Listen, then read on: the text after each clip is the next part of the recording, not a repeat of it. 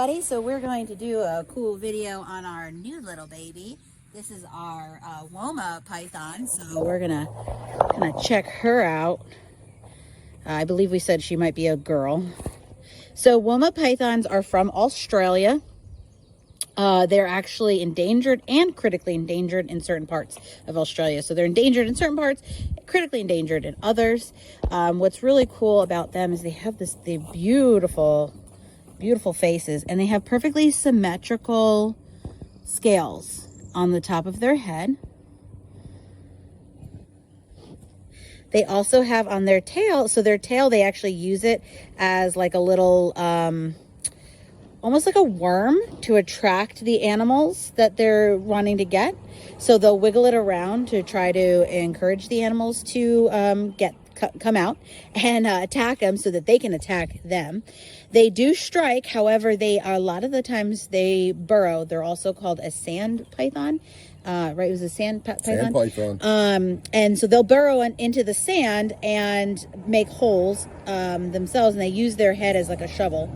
And then what they'll do is they'll attack the rats or mice or whatever they're getting, and they'll beat them up against the sides of their holes, and that's how they kill them. And if they're outside, then they'll constrict them, because they are also a constrictor as well. If you notice, she is kind of thin on the bottom as opposed to most of ours that are more flat. And the reason being, and you can see how, like, I don't know if you can see there, but she is kind of skinny there and then skinny kind of at the bottom as well. It's because they have developed a really smart thing. When they're in Australia, it is hot out, and when they want to go on the ground, they have learned that the less skin that they have on the ground, the better, because that is going to be painful and hot. So they make themselves a lot thinner so that less of their body is actually on the ground, and they also can lift up parts of their body as well. So that's one of the ways they've adapted, which is pretty cool. They were discovered in the 1880s.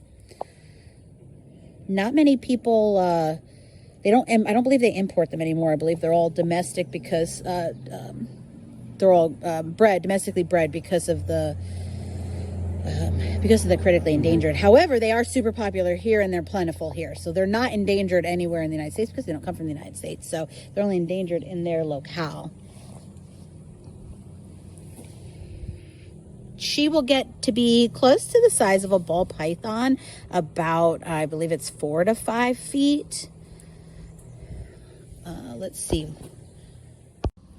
So they can live about 20 to 30 years. And this is the coloration that they come in. I know ball pythons and retics and Burmese come in a whole variety of morphs, but these are pretty much the colors that they come in. They have the striped back and then an orange belly. You can see that in the sun, how pretty her orange is. Orange belly. They are voracious eaters. They will eat anything. In fact, a lot of people tend to overfeed them because they seem like they're hungry all the time. A lot of times they'll go in and you'll stick your hand in there and they'll want to eat it because they think everything is food. They're not aggressive at all. They're very sweet. However, they will rub their head up against you and then bite you. But they are very sweet in general. However, they just are really, really good eaters. And her name is Vegemite.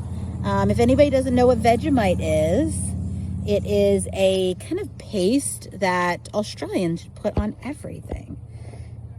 We're going to zoom into that cute little fish. Oh, the other thing about her is she does not have pits. Most snakes have heat pits. I don't know if you can tell, but she does not have heat pits on her face. So that is Miss Vegemite.